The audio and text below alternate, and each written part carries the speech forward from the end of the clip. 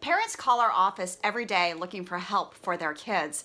And at this time of year, it's not uncommon to hear that kids all around the DC area have a case of spring fever. So if you're the parent of an elementary schooler, what can you do to help make these last few months of school productive and positive?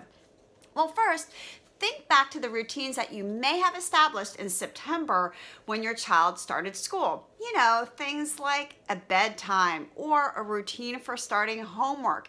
It's not too late to go back and re-implement them if they've fallen by the wayside. You know, kids are creatures of habit, and that's why routines work really well for young children. When they know what to expect, they're far more likely to comply. I also like the idea of designated homework time, especially if you have a kid who tends to rush through homework. You know, the general rule of thumb is that kids should have about 30 minutes of homework per grade level. So your second grader should have about 20 minutes of homework, your third grader about 30 minutes of homework. So if you have a student who gets done very quickly, in fact, too quickly on a regular basis, and you want them to slow down a bit and put a little more detail and effort into their work, implement designated homework time. So you say to your third grader, okay, you're going to sit and do homework for 30 minutes, whether you say you have it or not. And if they really don't have homework, they can get ahead on a project or they can read for pleasure. But often designated homework time eliminates those power struggles when it comes to homework. The other thing you can do is implement a clean sweep if your child struggles with organization or disorganization, I should say.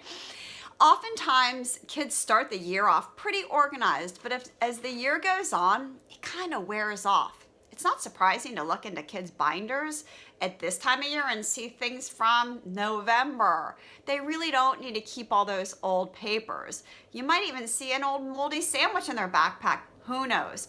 But the way you keep kids generally organized is to create a clean sweep.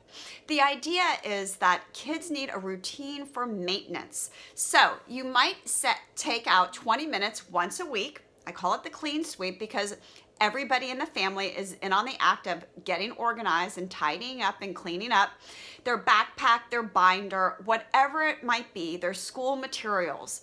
So you have an appointment in your calendar, and your kids do too, not just your messy one. Everybody's in on the act of putting papers in the right places, tossing old things that they don't need anymore, basically getting organized. When you implement a clean sweep, it really helps kids to maintain neatness. They don't have to be perfect, but a little better than what they did before. Good luck to your elementary schooler for finishing the year off strong.